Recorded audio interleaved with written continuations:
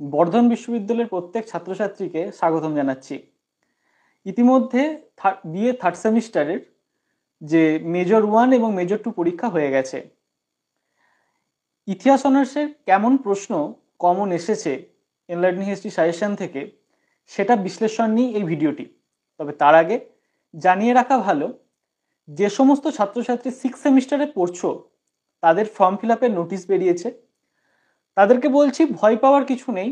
যে টেন্টেটিভ ডেটে তোমাদের এক্সামের কথা বলা হয়েছে সেই ডেটে এক্সাম হওয়ার সম্ভাবনা খুবই কম।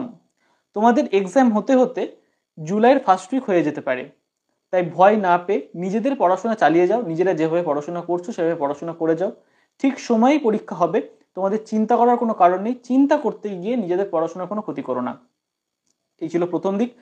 এরপর আমরা আলোচনা করব যে থার্ড সেমিস্টারে যে দুটি মেজর পেপার, মেজর 1 এবং মেজর 2। মেজর 1 ছিল তোমাদের ভারতের ইতিহাসের উপরে, history of India from 6th century BCE to 550 CE।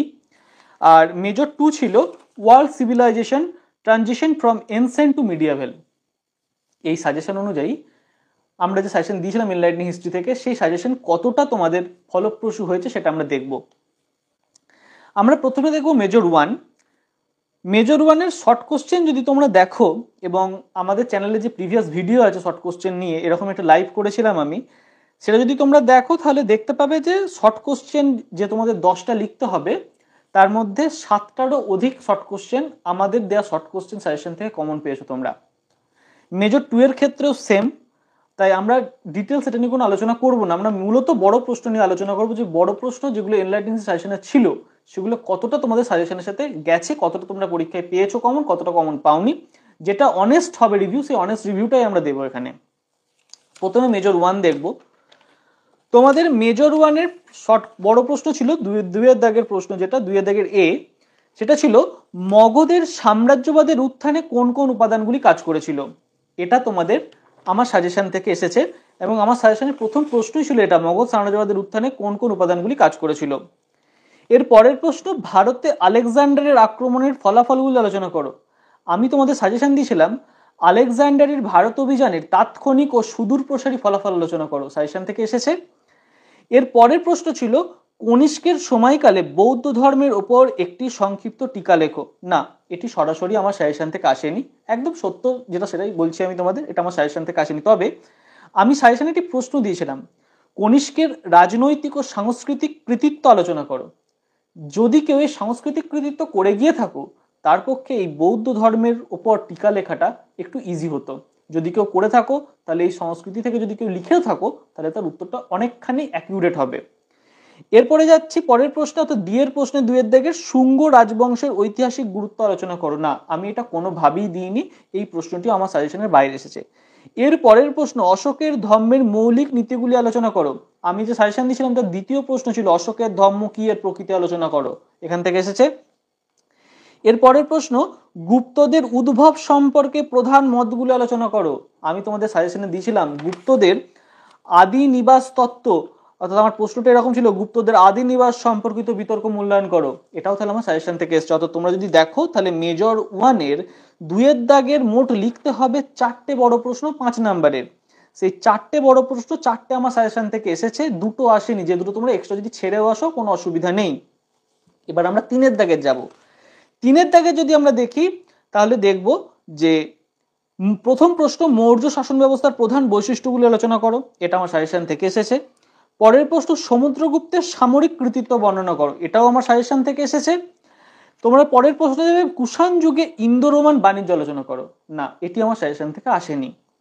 পরের প্রশ্ন, গুপ্তদের পতনের কারণগুলো আলোচনা করো। এটিও আমার সাজেশন থেকে এসেছে, গুপ্ত সাম্রাজ্যের পতনের কারণগুলি লেখো।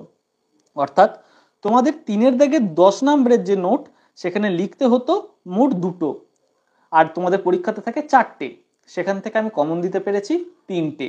তাহলে এটাও যদি আমার সাজেশনকে ফলো করে গিয়ে থাকো তাহলে সে কিন্তু ইজিলি এই দুটো লিখে আসতে পারবে। তাহলে মেজর 1-এর ক্ষেত্রে আমি নিজেকে যদি রিভিউ করি যে আমার সাজেশন কতটা অ্যাকিউরেট হয়েছে, শর্ট কোশ্চেন বড় কোশ্চেন মিলিয়ে আমি যেটুকুনি মেলাতে পেরেছি, প্রায় 93% কমন এসছে আমাদের সাজেশন।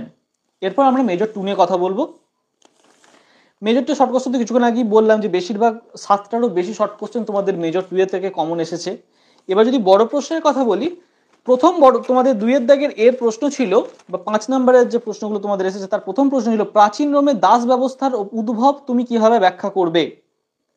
তো তো আমার সাজেশনে দেওয়া ছিল রোমে কৃতদাস প্রথা সম্পর্কে আলোচনা করো, সাজেশন থেকে এসেছে। এরপরে হচ্ছে প্রাচীন রোমে আইনের বিকাশে দ্বাদশ বিধি কতখানি গুরুত্বপূর্ণ ছিল, এটাও আমার সাজেশনের প্রথম প্রশ্ন ছিল, প্রাচীন রোমে আইনের বিকাশে দ্বাদশ বিধি কতখানি গুরুত্বপূর্ণ ছিল, সাজেশন থেকে এসেছে। পরের প্রশ্ন মধ্যযুগীয় ইউরোপে নগর সমূহের বিকাশের কারণগুলি বিশ্লেষণ করো, এটিও আমার সাজেশনের ভেতর থেকে এসেছে। এর পরের প্রশ্ন মধ্যকালীন ইউরোপীয় সমাজে নারীর অবস্থান আলোচনা করো, এটিও আমার সাজেশন থেকে এসেছে। এরপর প্রশ্ন ছিল পবিত্র কোরআনে উম্মাহের ধারণা সম্পর্কে সংক্ষিপ্ত টিকা লেখো, না এটি আমার সাজেশন থেকে আসেনি। এর পরের প্রশ্ন ছিল ইসলামে মিনহা কি, এটি কিভাবে বিকশিত হয়, এটিও আমাদের সাজেশন থেকে আসেনি। এর পরের প্রশ্ন 3 এর দাগের দিকে যাব আমরা। 3 এর দাগে যেখানে তোমাদের 10 নম্বরের প্রশ্ন উত্তর থাকে এবং সেখানে তোমাদের মোট দুটো লিখতে হয়, 4টে থাকে। প্রথমে প্রথম প্রশ্ন ছিল কিভাবে রোমান সাম্রাজ্য প্রাচীন বিশ্বের ব্যবসা বাণিজ্যকে প্রভাবিত করেছিল, এবং আমার সাজেশনে দেওয়া ছিল প্রশ্ন রোমের অর্থনৈতিক ব্যবস্থা ও ব্যবসা বাণিজ্য সম্পর্কে সংক্ষিপ্ত বিবরণ দাও, তাহলে এটা আমার সাজেশন থেকে এসেছে।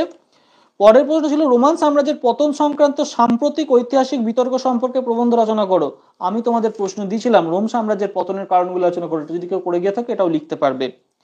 পরের প্রশ্ন ছিল দ্বাদশ শতকে ইউরোপের সাংস্কৃতিক পুনরুজ্জীবন কি প্রকৃতি নবজাগরণ ছিল, এটাও আমার সাজেশন থেকে এসেছে, এটা আমার সাজেশনের শেষ প্রশ্ন ছিল। এর পরের প্রশ্ন ছিল আরব ইসলামের আগমনের পূর্বে উপজাতি সমাজের বৈশিষ্ট্যগুলি বিশ্লেষণ করো, না এটি আমাদের সাজেশন থেকে একদমই আসেনি। তাহলে আমরা যদি এখানেও দেখি, এখানেও দেখবো আমরা 3 এর দাগে তোমরা 3টে কমন পেয়েছো আর একটা কমন পাওনি, আর অন্যদিকে 2 এর দাগে তোমরা দুটো একদমই কমন পাওনি। এক্ষেত্রে আমি যেটা অ্যানালিসিস করে দেখেছি যে আমাদের সাজেশন 85% অ্যাকুরেসি ছিল তোমাদের পরীক্ষার খাতায়। তোমাদের কি মতামত সেটা তোমরা অবশ্যই কমেন্ট করে জানাবে। যদি ভিডিওটি ভালো লেগে থাকে অবশ্যই লাইক করবে, এবং আমাদের সাথে থাকার জন্য তোমাদের অনুরোধ রইল। এবং যদি তোমাদের ভিডিওটি ভালো লেগে থাকে অবশ্যই বন্ধু বান্ধবীদের সাথে অবশ্যই শেয়ার করে নেবে, এবং এনলাইটিং হিস্ট্রির সাথে জুড়ে থাকো, আমাদের সাথে থাকো এরকমই সাজেশন রিলেটেড ভিডিও দেখার জন্য এবং অ্যানালিসিস ভিডিও দেখার জন্য। আজকের লাইভটা আমরা এখানেই শেষ করছি।